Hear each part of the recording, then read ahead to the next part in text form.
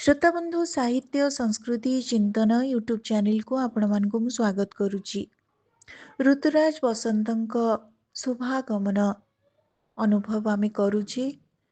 बसंत पंचमी र पवित्र पार्वण तिथि रे बसंत ऋतु को आमे स्वागत करिबा। तेबे आजी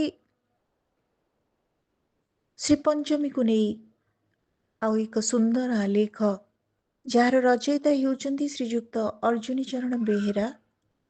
तांकर आलेखर शीर्षक हेउची वेद वंदिता श्रोतस्विनी सरस्वती। वेद और पुराण प्रसिद्ध सरस्वती नदीर नाम आमे समस्ते शुणिचंती। एही सरस्वती एवं दृषदवती नदी तीर रे भारतीय वैदिक सभ्यता गढ़ी उठिथिला। वर्तमान लुप्त एही पुण्यतया नदीर उद्गम हिमालय शिवालिक पर्वत श्रेणी रु होइथिला। भूतत्वविद माने मत दियंती एहा प्रथमे दक्षिण पश्चिम गामिनी थिला। भूरूप परिवर्तन हेतु एहा गतिपथ बदले पूर्व गामिनी होई प्रयाग रे गंगा सहित मिलित होइथिला, जहाँ एबे संगम रूपे परिचित। हिमालयर भूचलन भूस्खलन और भूरूप परिवर्तन फल कालक्रमे एही नदी रे और यार उपनदी गुड़िकरे क्रमे जल प्रवाह कमी कमी शेषे बंद हो जाइथिला। एहा नदी सरस्वतीर मृत्युर कारण। एबे मध्य सरस्वतीर अवस्थितिर भौगोलिक अवशेष परिदृश्य हेउछि। वेद एवं अन्यान्य पुराण वर्णना अनुଯାयी देवी सरस्वती प्राचीन भारत रे नदी माता रूपे आविर्भूता होइथिले। सृष्टि प्रारंभ रे कठोर तपस्या रत ऋषिगणଙ୍କ प्रार्थना रे प्रीत होई अंतरिक्षरु देवी सरस्वती नदी रूप रे धरावतरण करिथिले। से दिव्य वाणी को वेदमंत्र स्वरूप रे व्यक्त करिथिले। ब्रह्ममयी सरस्वती नदी तीर रे आर्य ऋषिगण निवास करी आम वैदिक सभ्यतार स्फुरण घटाइथिले। वैदिक सभ्यता अधिवासी गण से नदी रूपिणी देवी को सरस्वती नाम रे अभिहित करिथिले। माँ सरस्वती नदी रूपे आविर्भूता होइथिले। एहा व्यासकृत संस्कृत महाभारत सभा पर्व एकादश अध्यायर निम्न श्लोक रे चमत्कार भाव रे वर्णित होइछि। अष्टशीति सहस्राणि ऋषीणाम ऊर्ध्वरेतसां प्रजावतां च पंचाश दृषीणामपि पांडव ब्रह्मकल्प पुरा ब्रह्मन् ब्रह्मशाणां समागमे लोकसंभव संदेहे समुत्पन्नो महात्मनाम्। ते अतिष्ठन् ध्यान महात्म्य मौनमाश्चर्य निश्चलाः त्यक्त्वाहारः पवन पादिव्यं वर्षशतं द्युजाः तेषां ब्रह्ममयी वाणी सर्वेषां श्रोत्रमागता देव्या सरस्वती तत्र स्वं बभूव नभस्थलत्। अर्थात सृष्टिर आद्य काल रे अनंत आकाश ओ ए विशाल जगत को संदर्शन करी प्रचेता वृंद अभिभूत होइथिले।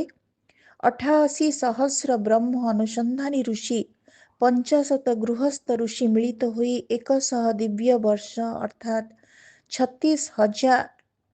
3600 मानव वर्ष काल केवल वायु आहार पूर्वक तपस्या निमग्न रहिले।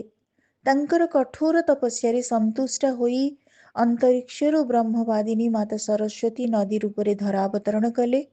सरस्वती देवभूमि हिमालय बाहरी सिंधु अभिमुखे प्रवाहिता हेले। से देवी रूपी नदी मातृकांक करुणा फल प्रचेता वृंद दिव्य ज्ञान वेद मंत्र स्वरूप प्राप्त हेले एवं पुण्यतया सरस्वती तीर रे वैदिक सभ्यतार उन्मेष घटाइले।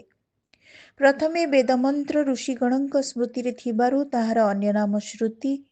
परवर्ती काल रे प्रचेता गणଙ୍କ धीशक्ति क्षीण होई जिबारु सरस्वती कृपारु व्यासदेव वेद को 4 भाग ऋग यजु साम अथर्व रे विभक्त कले। तेणु महर्षि व्यासଙ୍କୁ वेद व्यास कुहाଯାଏ। महर्षि व्यास पुनः पंचम वेद भावे वेद तत्व को एकत्र करी महाभारत रचना कले। 100 कोटी श्लोक विशिष्ट पुराण को से मात्र 4 लाख श्लोक रे 18 गोटी पुराण रे लिपिबद्ध कले। ए शास्त्र मानकरे भारतीय सभ्यता और संस्कृतिर चित्र लिपिबद्ध कला परे व्यास परमहंस संहिता श्रीमद् भागवत महापुराण रचना कले। आम देश भारतवर्ष ପ୍ରଥମେ ଅଜାନାଭ ରୂପେ ପରିଚିତ ଥିଲା। ଆର୍ଯ୍ୟ ଋଷିଗଣଙ୍କ ଭୂଖଣ୍ଡ ଥିବା ହେତୁ ଏହା ଆର୍ଯ୍ୟାବର୍ତ୍ତ ରୂପେ ମଧ୍ୟ ପରିଚିତ ଥିଲା। ଏହି ଭୂଖଣ୍ଡ ଭାରତ ନାମକରଣ ମହାରାଜ ଭରତଙ୍କ ନାମ ଅନୁସାରେ ହୋଇଛି ବୋଲି ଭାଗବତ ମହାପୁରାଣ କୁହେ। ଏ ଦେଶ ଅଜନାଭ ଥିଲା, ଭରତୁ ଭାରତ ହୋଇଲା। କିନ୍ତୁ ମନେ ହୁଏ ମା ସରସ୍ୱତୀ ବା ଭାରତୀଙ୍କ କୃପା ପ୍ରାପ୍ତ ହୋଇଥିବାରୁ ଆମ ଦେଶ ଏ ଭୂଖଣ୍ଡ ଭାରତ ନାମରେ ନାମିତ ହୋଇଛି। ଶ୍ରୋତାବନ୍ଧୁ, ଆଜି ଆମେ ଶୁଣୁଥିଲେ ବେଦ ବନ୍ଦିତା ସ୍ରୋତସ୍ୱିନୀ ମା ସରସ୍ୱତୀ। ସୁନ୍ଦର ଆଲେଖର ରଚୟିତା ଥିଲେ ଶ୍ରୀଯୁକ୍ତ ଅର୍ଜୁନୀ ଚରଣ ବେହେରା। ଆଜିର ଆମର ଏଇ ଅଡ଼ିଓଟି ଆପଣମାନଙ୍କୁ କେମିତି ଲାଗିଲା? ଆପଣମାନଙ୍କ ମତାମତ ଅପେକ୍ଷାରେ ରହୁଛି। ଧନ୍ୟବାଦ।